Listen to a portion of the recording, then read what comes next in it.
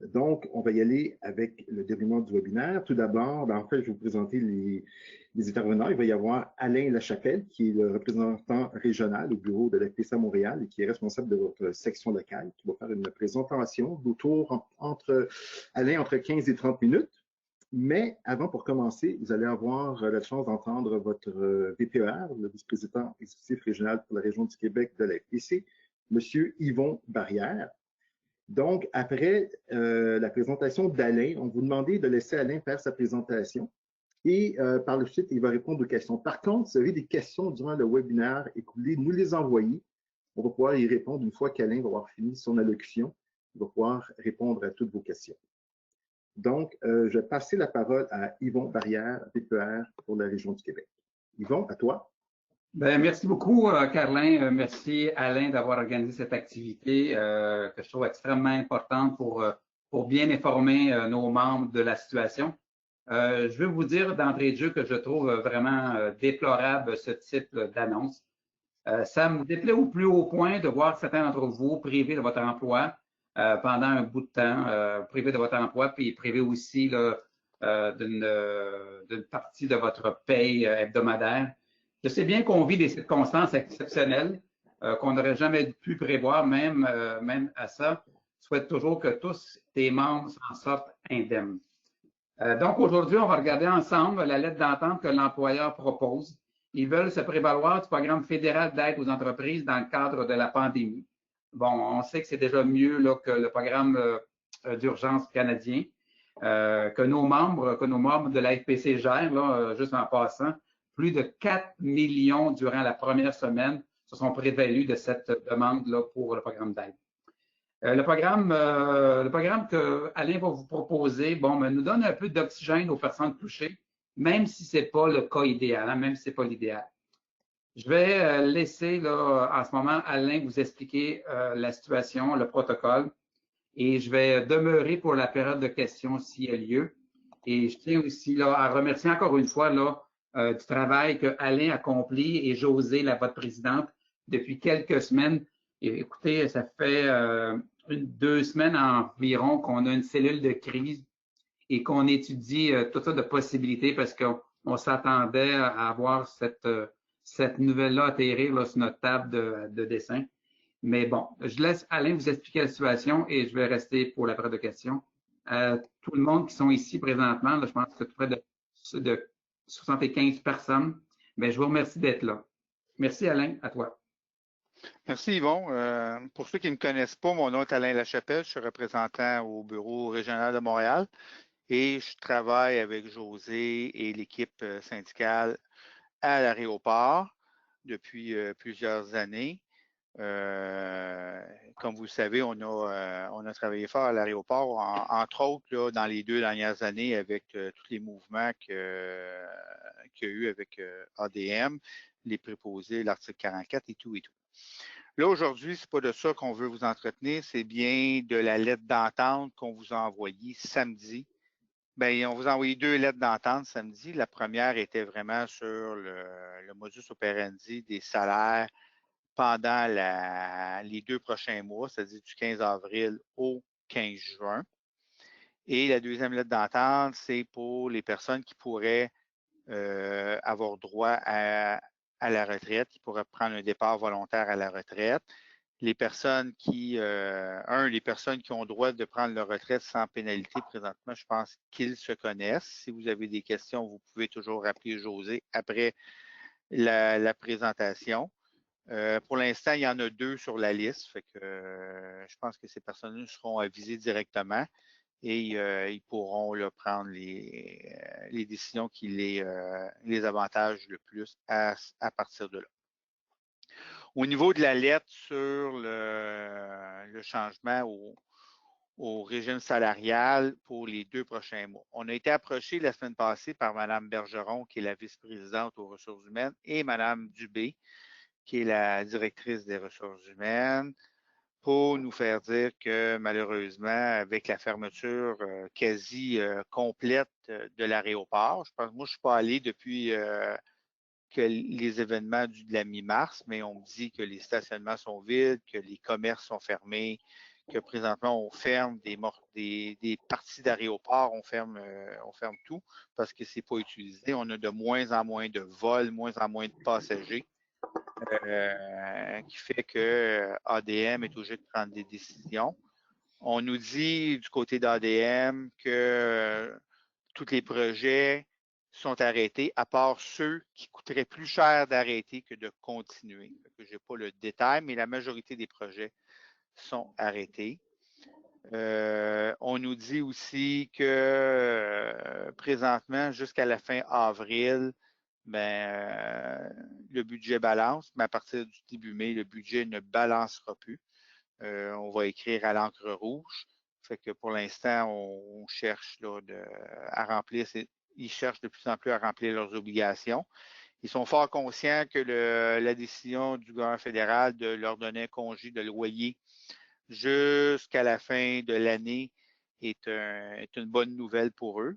Et le fait de fournir jusqu'à un maximum de 847 sur chacun des salaires des personnes est aussi une bonne nouvelle pour eux. Mais malheureusement, pour maintenir un aéroport de 20 millions de passagers par année de cette ampleur-là, c'est loin d'être suffisant sans faire des coupures. On a appris que les coupures n'étaient pas seulement chez les cols blancs, étaient chez les cols bleus. Il y a eu, je pense, quelques coupures chez les GPN et il y a eu des coupures chez les non-syndiqués. Les seules personnes qui, pour l'instant, n'ont pas été touchées par une demande de coupure d'ADM, c'est les deux casernes de pompiers, autant celle à Montréal-Trudeau que celle à Mirabel. J'imagine que c'est pour des raisons évidentes que pour l'instant, il n'y a aucune coupure. C'est un service essentiel. Et si jamais il arrivait une urgence, il faut que ces gens-là soient sur place là, pour gérer l'urgence, qui atterrissent 20 vols dans une journée ou qui en atterrissent 250. Mais quand il arrivera un accident, il faut que les pompiers soient sur place. Fait que c'est pour ça, pour l'instant, que les pompiers n'ont pas été touchés. Je ne sais pas s'ils vont l'être touchés. Je n'ai pas aucune nouvelle à cet effet-là là, pour la suite des choses. OK. Au niveau de l'entente, je ne la lirai pas point par point parce que je pense que depuis samedi, vous l'avez entre vos mains puis vous avez eu la chance de la lire. Mais je vais aller aux endroits là, les plus importants. Là. Le paragraphe 2, on parle qu'il va y avoir 65 personnes qui vont être touchées par la mesure. Ça veut dire qu'il y a 65 personnes qui vont être pas mises à pied parce qu'il n'y aura pas de mise à pied. J'aimerais ça que ce soit clair dans la tête de tout le monde. Il n'y aura aucune mise à pied qui va être faite. Tout le monde va rester sur l'effectif d'ADM. Ça veut dire que vous allez continuer à avoir droit à vos assurances, médicaments, vos assurances, les lunettes, les services que vous avez droit. Vous allez avoir droit à vos assurances dentaires. L'assurance, pendant les 8 semaines, l'assurance vie aussi va être maintenue, mais au niveau du salaire que vous allez toucher, qui est de 58 725 pour ceux qui vont être réduits. Et votre fonds de plan de retraite aussi va continuer au même niveau, que ce soit, il y a des gens qui sont sur les REER, puis il y en a d'autres qui sont sur les prestations déterminées, mais ça va être au niveau du nouveau salaire qui va vous être octroyé entre le 15 avril et le 6 juin. Il y aura aussi une liste de 7 personnes qui vont être un peu hybrides dans le sens qu'ils vont travailler un pourcentage de leur semaine. Ça veut dire qu'il y a des gens là-dedans qui vont travailler, ils vont être tenus de travailler 50 de leur semaine, puis l'autre 50 vont être là à la maison. C'est que eux, quand ils vont calculer le salaire, ils vont le calculer sur les heures réellement faites pendant les 50 Fait que quelqu'un qui va travailler, votre semaine, c'est 37h30, ils vont la diviser en deux. Mettons, pour faire un chiffre rapide, là, donc vous travaillez 18h75, vous allez payer votre salaire réel 18h75, puis l'autre 18h75, vous allez être payé sur une moyenne de 58 725. Fait qu'il y a un calcul qui va être fait. Puis, ils vont vous octroyer pour la période du 15 avril au 6 juin un nouveau salaire. Vous n'aurez pas à remplir des feuilles de temps. Ça va être automatique. Le 58 725, ça vient de où? Pour ceux qui ne sont pas trop familiers avec ça, c'est le gouvernement Trudeau qui a, à un moment donné, dit ben on va payer 10 des salaires. Il s'est aperçu rapidement que 10 mais ça n'aidait pas personne. Quelque part au début de la semaine passée ou fin de l'autre semaine, a décidé de majorer sa prestation à 75 d'un maximum de 58 725. Fait que ça donne un maximum par semaine de 847 $ et ADM va compenser la différence entre le 847 et le 1029,33 qui représente là, si on l'étire sur l'année au complet, 58 725. Ça veut dire que tout le monde qui aujourd'hui qui vont sur la liste des 65 qui gagnent plus que 58 725, votre salaire va être ramené pendant les 8 semaines à une moyenne de 58 725, c'est-à-dire 1129,33 par semaine. Les gens qui gagnent, mettons, 56 000 présentement, puis se retrouvent sur la liste des 65, mais vous allez continuer à avoir votre salaire régulier de 56 000 divisé là, à la semaine. Je n'ai pas fait le calcul, mais il n'y aura pas de majoration. Il n'y a pas personne qui va avoir d'augmentation de salaire avec ça. Vous ne serez pas majoré à 58 000. Votre salaire était 56 000. Vous restez à 56 000. Vous allez voir, il y a quand la liste sortira demain, vous allez voir, il y a quelques personnes qui sont dans cette situation-là. Comme il y a quelques personnes aussi qui sont dans les 48 qui restent, dont le salaire est alentour des 58 725, mais ils vont continuer à travailler pour le même salaire qu'ils avaient avant la décision prise par ADM de réduire les effectifs à plein salaire. L'entente était, le gouvernement offre le programme pour 12 semaines. Pourquoi nous, ici, on n'en a que 8? C'est parce que le programme a commencé le 15 mars. Et entre le 15 mars et le 15 avril, M. Rainville a promis qu'il maintenait les salaires de tout le monde au niveau que vous les connaissiez selon les conventions collectives. Fait que du 15 mars au 15 avril, qui étaient les 4 premières semaines du programme, vous n'étiez pas sur le programme parce que vous étiez toujours assujetti à l'article du salaire de votre convention collective. C'était une promesse de votre président qui a été maintenue jusqu'au 15 avril. Puis là, le programme se termine le 6 juin. Je vais aussi répondre immédiatement à une question qu'on a reçue à quelques reprises. Il y a des gens qui disent, il se passe quoi après le 6 juin? Pour l'instant, personne ne sait ce qui se passe après le 6 juin parce qu'on ne sait pas où on va se retrouver. Est-ce qu'on va être encore en confinement? Est-ce que les frontières à travers la planète seront encore fermées? Est-ce que l'aéroport va réouvrir, mais de façon graduelle? Pour l'instant, on ne le sait pas. Quand on a négocié la lettre d'entente avec ADM la semaine passée, c'est une des demandes qu'on avait avec ADM, c'est d'avoir une réunion avec eux 30 jours avant la fin pour voir c'était quoi l'horizon. Et on nous a dit qu'ils n'étaient pas en mesure de mettre ça dans la lettre d'entente. Fait que malheureusement, j'imagine que la décision sera prise à l'interne à ce moment-là, vers la fin de l'entente, puis on vous reviendra avec l'entente avec la nouvelle situation, puis vous dire exactement où on s'en va avec ça. Pour l'instant, on ne sait pas ce qui va se passer à partir du 6 juin. Qu'est-ce que je voudrais ajouter d'autre là-dessus?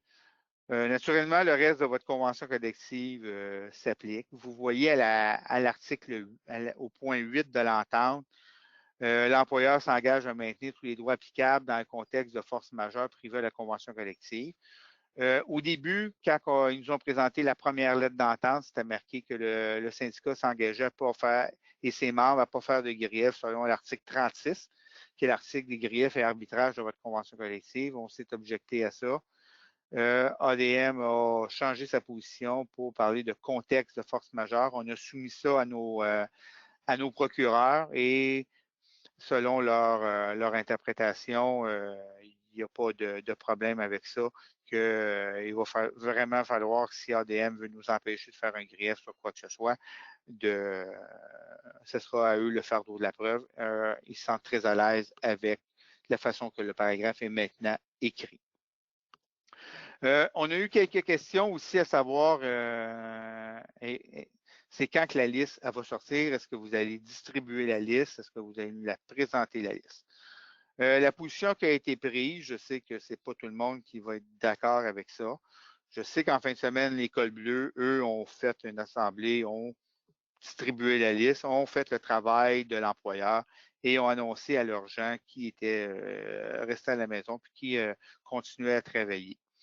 De notre côté, moi, je pense une chose, c'est que l'employeur a pris des décisions, malgré qu'on ait eu une très belle collaboration avec mesdames Bergeron et Dubé jusqu'à maintenant. C'est à eux à vous annoncer là, si vous êtes sur la liste des gens qui restent ou si vous êtes sur la liste des gens qui seront à la maison ou sur la liste des personnes qui seront partiellement à la maison pendant la pandémie et pendant les 2 mois. Et la deuxième raison pour laquelle je ne veux pas distribuer la liste, c'est que quand on nous a approché la semaine passée, mercredi, je pense, en avant-midi, depuis ce temps-là, la liste a changé 2 fois. Fait que moi, je n'étais vraiment pas à l'aise de vous envoyer la liste en fin de semaine, sans savoir si dimanche, lundi, mardi, mercredi, l'employeur n'y apportait pas des changements qui seraient structurels. Puis, comme de fait, aujourd'hui, on m'a appelé et on a apporté un changement. On a mis une personne dans la liste des 48, puis on a renvoyé une autre personne dans la liste des 65. Il y a eu un switch entre les deux personnes. Fait que si on vous avait annoncé ça samedi, aujourd'hui, je serais obligé de faire une correction en direct puis expliquer une décision de votre gestion. Fait que je pense qu'à partir de demain, ils pourront vous expliquer comment ils ont fait la liste, puis les décisions qu'ils ont prises versus la liste. Puis qu'après ça, quand la liste sera connue, bien, vous pourrez nous écrire, soit José, à moi ou à l'équipe, et on pourra vous expliquer qu'est-ce qu'on savait de la liste, puis jusqu'où nous, on a pu intervenir dans la liste. Mais je dois vous dire que l'intervention a été minime à ce niveau-là. Je pense que c'est important là, de collaborer avec l'employeur, puis s'assurer que les services qui avaient besoin soient rendus et qu'on ait là, un retour à la normale le plus rapidement possible pour l'ensemble des gens. Fait que, il y a 2-3 autres, avant de laisser la parole aux questions, il y a 2-3 autres questions qu'on a reçues que j'aimerais répondre. Fait que ça répondra peut-être à plusieurs questions, à plusieurs personnes. Là. Il y a quelqu'un qui nous a demandé qu'est-ce qui se passe, est-ce qu'on a le droit de se trouver un autre emploi pendant le temps qu'on était à la maison, le groupe des 65. J'ai vérifié l'information, puis effectivement, vous avez le droit de vous trouver un autre emploi. Si jamais vous pouvez vous trouver un autre emploi la semaine prochaine, vous avez le droit d'occuper un autre emploi le temps qu'ADM vous paye jusqu'à un niveau maximum de 58 725. Les deux obligations que vous devez respecter, c'est un, aviser ADM que pendant le temps que lui vous paye à la maison, que vous allez travailler pour quelqu'un d'autre. Et la deuxième obligation, qui est très, très importante, avec laquelle moi je suis pleinement d'accord avec eux, si jamais ils ont besoin de vous entre-temps pour remplacer pour des vacances ou quelque chose, mais vous, ADM demeure votre premier employeur, vous ne pourrez pas leur dire non, non, je travaille ailleurs, je ne peux pas y aller. Il va falloir laisser votre emploi ailleurs ou le reporter dans le temps, puis satisfaire aux besoins d'Aéroport de Montréal. Et j'ai une autre question qui me demande s'il y avait des remplacements de vacances, comment ça va fonctionner. Ils vont remplacer au besoin. Si quelqu'un demande des vacances entre le 15 avril et le 6 juin et qu'ils sont accordés, mais ADM va évaluer ses besoins et pourrait peut-être demander à une personne sur la liste de venir remplacer pendant la période de vacances. Et là, cette personne-là sera payée à son plein salaire le temps qu'elle va travailler. Mais c'est possible qu'il y ait des remplacements pendant la période de vacances. On nous a aussi mentionné, il y a une personne qui nous a dit, je suis en période de maladie jusqu'au 28 avril. Là, votre salaire, si vous êtes sur la liste des 65 personnes, votre salaire va être réduit à 58 000, jusqu'à un maximum de 58 725. Puis ça va être votre nouveau salaire entre le jeudi le 16 et le 28 pour votre période de maladie. pour vos congés de maladie.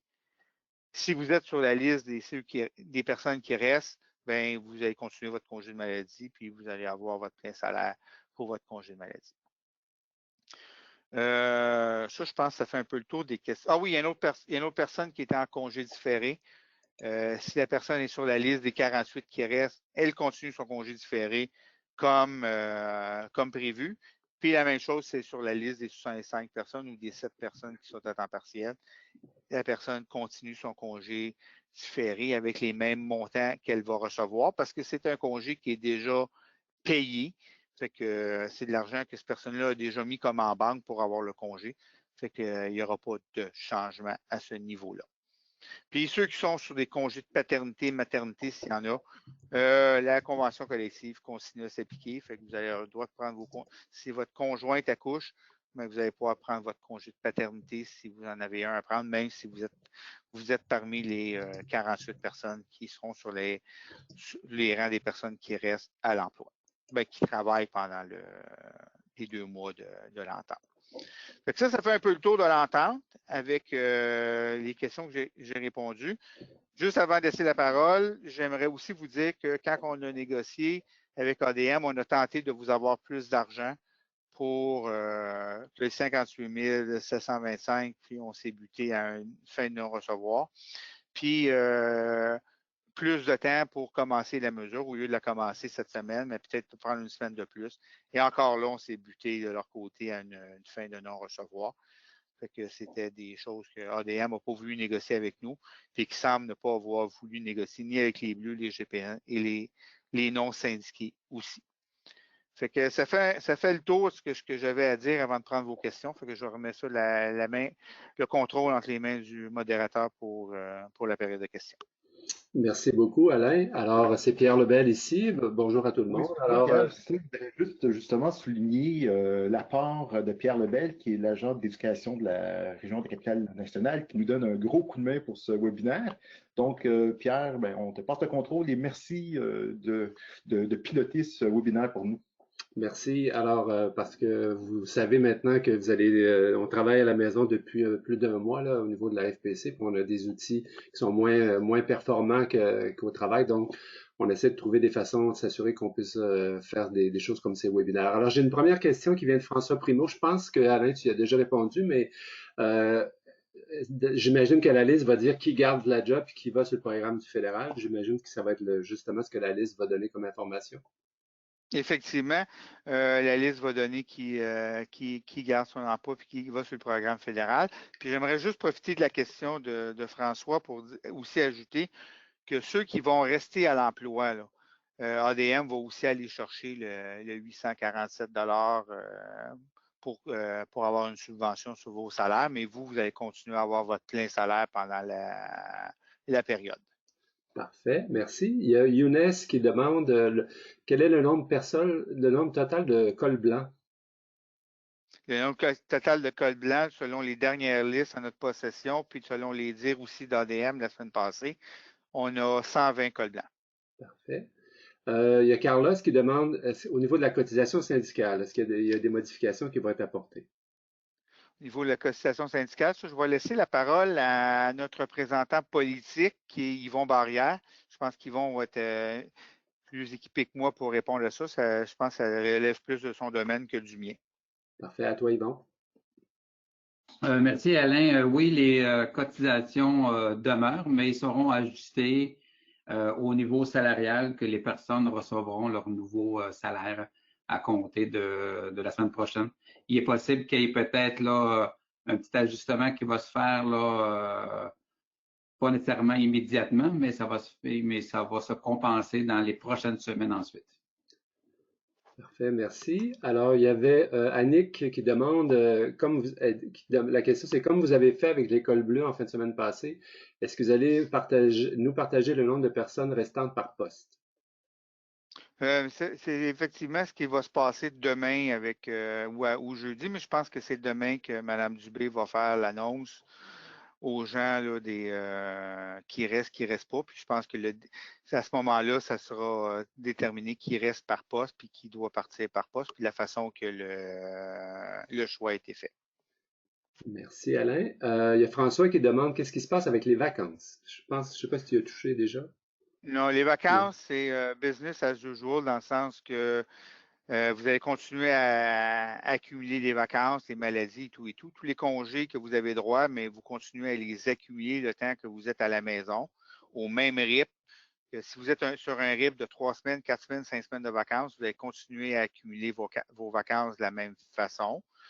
Moi, j'étais vous, je ne prendrais pas de vacances le temps que vous êtes à la maison sans travailler.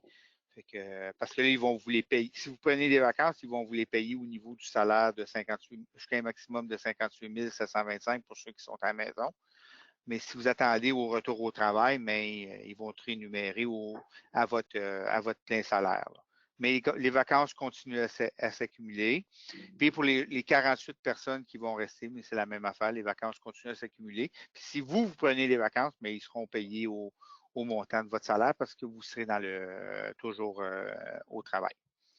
Parfait, merci. Ben justement, il y a Diane qui demandait, donc les 48 conservent, eux, vont conserver leur salaire de leur côté, c'est ça? Oui, exactement, ils vont conserver leur plein salaire. Effectivement. Parfait.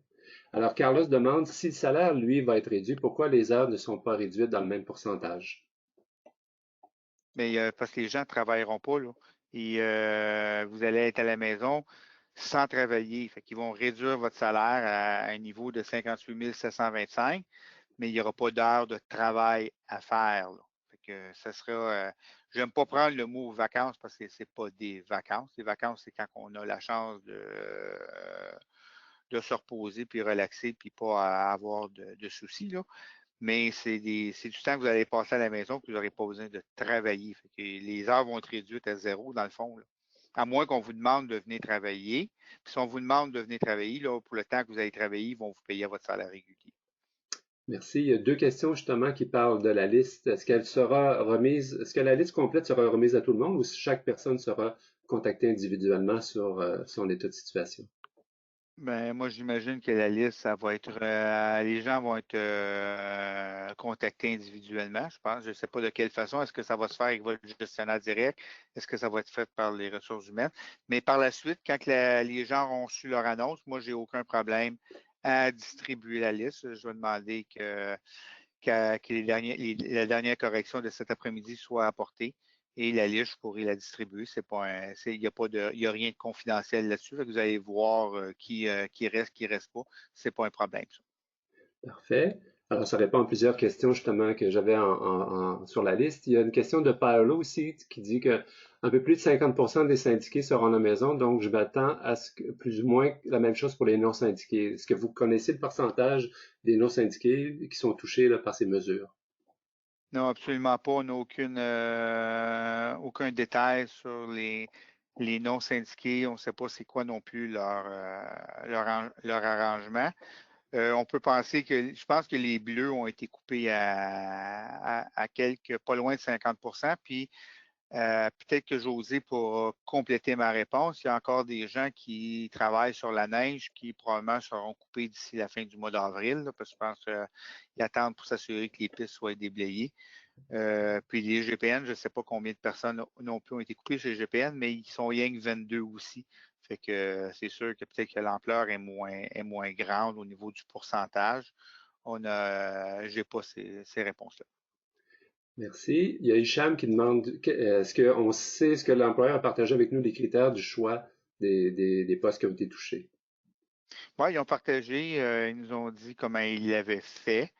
Mais je pense que dans le but là, de s'assurer, tu sais, c'est sûr qu'il n'y aura pas de. Moi, je pense pas qu'il y avait de. Vu qu'il n'y a rien dans notre convention collective qui prévoit ce genre de situation-là, il n'y avait pas de situation prédéterminée à savoir qui était pour rester, qui était pour partir, quelle était la façon la plus objective de le faire. Je pense qu'il est important pour nous, c'est de s'assurer, comme je l'ai dit d'entrée de jeu tantôt, qu'il y ait une flexibilité, puis que l'employeur puisse garder les personnes qu'ils ont besoin en poste. Naturellement, je sais comment ils ont fait le choix. Moi, je pense que la façon qu'ils ont fait le choix, c'était correct. Moi, je suis prête là, à défendre ça dès le lendemain quand la liste sera connue. Là. Mais c'est un choix qui a été fait par l'employeur. Et peu importe ce qu'on aurait pu discuter avec eux, on aurait pu brasser la liste. Puis je pense qu'on n'aurait pas arrivé de bonne foi de chaque côté. Je pense pas qu'on aurait pu arriver avec une meilleure distribution parce qu'on aurait sorti des gens, on aurait rentré d'autres et vice-versa.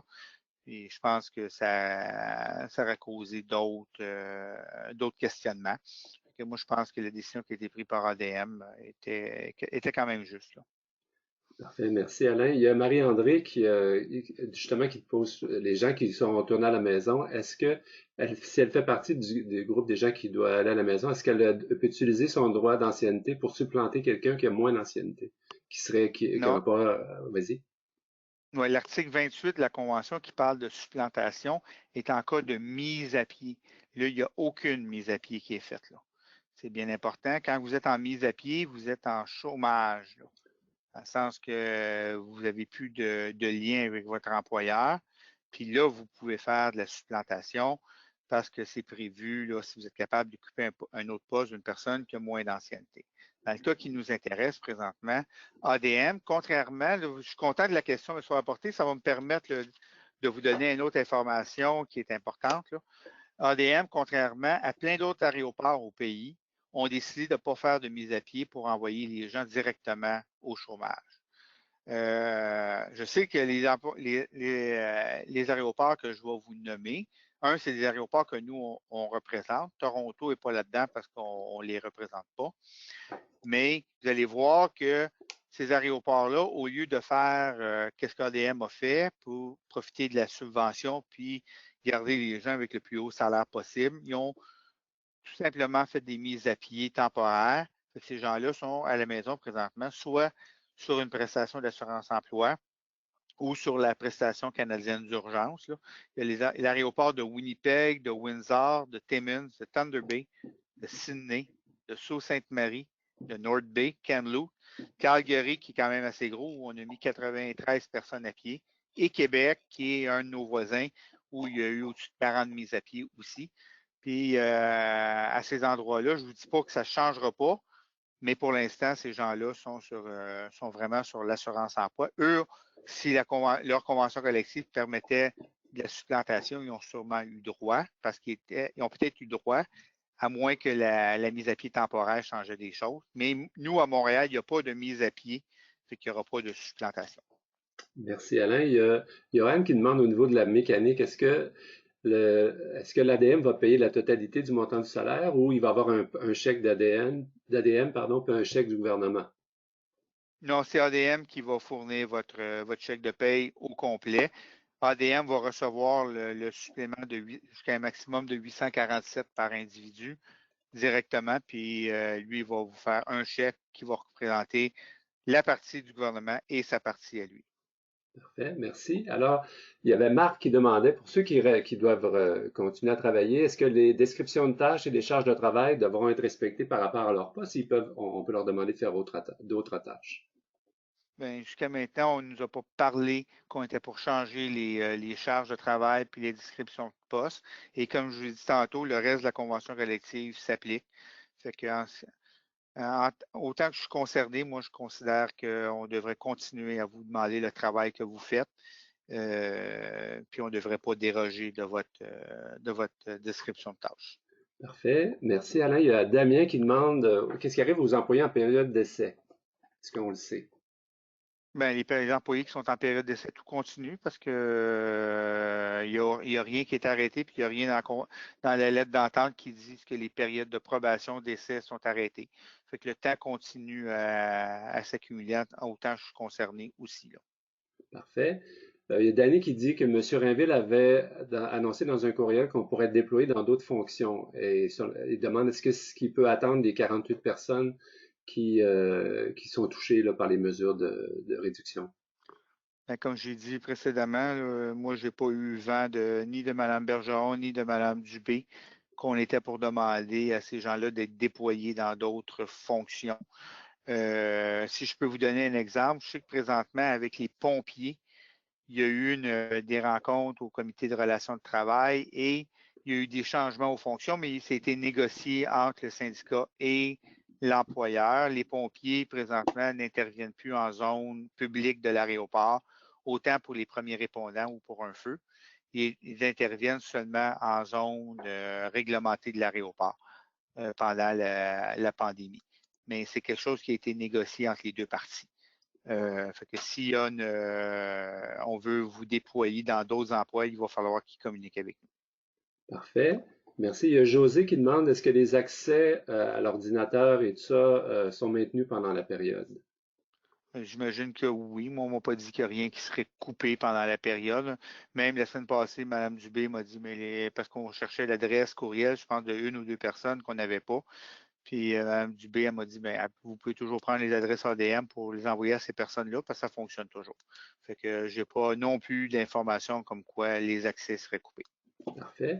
Il y a Elsa Mais votre responsabilité reste la même, là. Si vous êtes, vu que vous êtes toujours à l'emploi, mais votre responsabilité de confidentialité sur les affaires de l'employeur, vos responsabilités versus l'utilisation de l'outil d'employeur reste la même. Là. Vous avez les mêmes responsabilités. Merci beaucoup. Elsa demande le 57 000, est-ce que c'est brut ou net? C'est brut. Brut. Naturellement, c'est imposable. Mm-hmm. Mais je ne sais pas comment, ben, d'après moi, ils vont vous l'imposer directement à la source. Ils ne feront pas ce qu'ils font avec la prestation canadienne d'urgence, parce que je sais que les gens reçoivent le 2000 $ qui est imposable, mais ils le reçoivent au complet, puis à la fin de l'année, ils vont se voir imposer sur leur rapport d'impôt. Dans le cas qui nous intéresse, j'ai toutes les raisons de croire que vous allez être imposé directement là, sur votre salaire à la semaine, ou 2 semaines. Parfait. Merci. Il y a Diane qui a deux questions. Ben, je pense que tu as déjà touché à l'un un peu. Elle demandait les critères de sélection qui avaient été retenus pour déterminer ceux qui restent à la maison et ceux qui continuent à travailler. Puis là-dedans, est-ce que l'ancienneté était un des critères qui a été retenu par l'employeur? Okay. Pour les critères, comme je l'ai dit tantôt, mais vous allez voir demain quand la liste sortira. Après, moi, j'ai aucun problème à vous expliquer l'information que j'ai. Puis aujourd'hui, si je vous dis que l'ancienneté a été un critère ou l'ancienneté n'a pas été un critère, est-ce que ça a été la performance ou autre? Mais ça va être comme si je vous donnais un peu la liste, fait que je vais me garder un droit de réserve sur cette question-là. Parfait. Hicham qui demande si il est rappelé pour un remplacement, quel est le délai pour revenir dans le poste finalement? Est-ce qu'il y a un délai qui est prévu? Bien, la convention collective de mémoire, là, je ne connais pas le numéro de l'article par cœur, là, mais de mémoire, je pense qu'ils doivent vous aviser 5 jours d'avance, sauf que sinon, ils doivent vous payer du temps supplémentaire. J'imagine que tout ça s'applique encore. Mais on verra à partir de là s'il y a un changement d'horaire, comment ça va s'appliquer. Mais j'ose croire, puis ça me surprendrait que les dirigeants d'ADM appellent quelqu'un un mercredi soir pour les avoir sur les lieux du travail le jeudi. Je pense qu'ils sont conscients qu'il faut donner un délai. Je n'ai pas une grande inquiétude, mais je n'ai pas de réponse à 100% là-dessus. Merci. Il y a Marc qui demande, c'était une question un peu plus technique, mais si pour les personnes qui vont pouvoir toucher des prestations de l'assurance emploi, ça va être basé sur quel salaire, les montants effectivement payés ou sur le salaire la personne aurait dû toucher? Bon, pour l'instant, jusqu'au 6 juin, il n'y a pas personne qui va toucher de prestations d'assurance emploi parce que vous n'êtes pas mis à pied puis vous n'êtes pas en chômage. Mettons qu'après le 6 juin, ADM décide de faire des mises à pied, des vraies mises à pied. Naturellement, il y aura, comme j'ai répondu à une question tantôt, il y aura droit à l'article 28 sur la supplantation et tout et tout. Et quand on arrivera au groupe qui sera vraiment mis à pied, mais ça va être sur les salaires touchés avant le 15 avril, puis naturellement, les 8 dernières semaines vont compter. Sauf que je rassure tout le monde. À l'assurance emploi, vous avez droit à un maximum de 573 $ par semaine. L'assurance emploi paye un maximum de 55 % de votre salaire, des 26 je vais vous dire des chiffres, là, mais je ne suis pas sûr à 100 %, mais pas loin. Il paye 55 % ça je suis sûr, de votre salaire jusqu'à un maximum de 573. 55% là, pour arriver à 573, c'est à peu près 1040 ou 1050 par semaine de salaire. Là. Fait que si vous gagnez 1050, vous allez avoir 55%, représente à peu près 573. Là, qu'est-ce qu'on va vous offrir? C'est 1129. Fait que vous allez être en haut du maximum assurable. Fait que n'ayez aucune crainte. Le fait de tomber 8 semaines sur 1129,33 ou à peu près, là, va pas faire en sorte que si le 7 juin vous êtes mis à pied, ça va baisser votre assurance emploi. Si vous étiez en haut de ce montant-là, vous allez quand même recevoir la prestation maximum de 573 $. Parfait, merci beaucoup. Est-ce que Diane demande, est-ce qu'on peut suivre des formations qui sont disponibles durant cette période d'heures réduites? Mais vous ne pouvez pas suivre des formations données par votre employeur parce que vous ne serez pas à l'emploi comme tel, mais je ne pense pas. Ben, vous allez être à l'emploi, mais vous ne serez pas sur les lieux de travail. Mais je ne pense pas que l'employeur va ouvrir des formations pendant ça. Je m'avance un peu, mais si vous avez le droit de travailler, mais vous avez sûrement le droit de suivre un cours à l'extérieur de chez ADM. Mais encore là, si ADM a besoin de vous pour un remplacement, mais vous allez être obligé de prioriser votre employeur plutôt que le cours que vous suivez. Merci. Elisa qui demande, tout ça, ça commence demain avec le dévoilement de la liste, Alain? Ben, moi, on m'a dit que la liste serait dévoilée demain et tout le monde va être payé son plein salaire jusqu'à la fin de la journée demain. Puis les nouveaux salaires vont commencer à partir du 16 avril jusqu'au 6 juin. Parfait. Il y a Johan qui demande, puis c'est l'avant-dernière question, est-ce qu'on peut être appelé pour travailler seulement une journée ou deux après avoir été retourné à la maison? Oui, c'est possible qu'ils fassent ça. Si vous êtes rappelé pour une journée ou deux, on va vous payer en conséquence, puis après, vous allez retourner à la maison. Peut-être pour remplacer un congé de maladie ou je ne sais pas trop, une vacance qui est de courte durée, peut-être qu'ils vous rappelleraient. S'ils ont besoin de votre expertise, peut-être qu'ils vont vous rappeler. Ça peut être court, ça peut être 1, 2, 3 jours. Il n'y a rien d'exclu. Mais après, vous allez retourner à la maison. Vous allez travailler, vous allez avoir le salaire votre salaire habituel. Merci. La dernière question, puis après ça, je te laisse, Alain, puis après ça, je vais juste vous mentionner quelque chose au niveau technique. Alors, Angelo demande, qu'est-ce qui arrive si le gouvernement étire le programme de subvention au-delà du 6 juin? Bon, si le gouvernement étire au-delà du 6 juin, bien, ça fera probablement partie des discussions avec l'employeur au-delà du 6 juin. Est-ce que l'employeur va vouloir continuer à garder les gens à 1129,33? Est-ce qu'il va en avoir besoin de 65 plus 7 à temps partiel à ce salaire-là? Est-ce qu'il va réduire parce qu'il va avoir besoin de plus d'effectifs à l'intérieur de l'entreprise? Mais c'est toutes des décisions qui seront prises à ce moment-là. Moi, j'ose croire que ADM va préférer vous garder sur la liste des employés.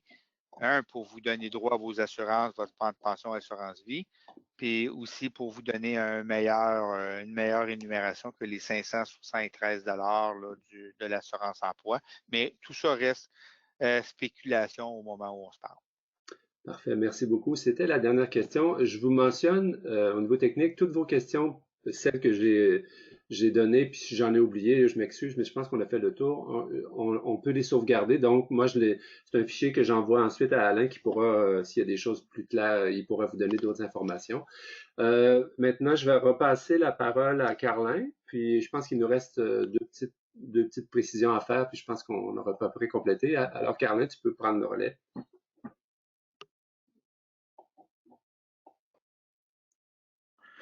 Alors, merci beaucoup, Pierre. Alors, on remercie tout le monde. L'enregistrement de cette présentation va être disponible par la suite pour s'il y aurait des choses que vous vouliez réentendre ou revoir. Donc, on va essayer de le mettre sur le site d'ici la fin de la semaine. J'aimerais remercier tous les gens qui ont participé. Merci pour votre temps. Merci Alain pour ta présentation. Merci Yvon également. Et merci beaucoup Pierre encore une fois pour le temps que tu as consacré à notre présentation aujourd'hui. Alors, je vais vous souhaiter une bonne fin de journée Et si vous avez des questions, n'hésitez pas à vous adresser soit à votre présidente de la section locale, Josée Dubois, ou encore à Alain Lachapelle. Alors, merci beaucoup et bonne fin de journée.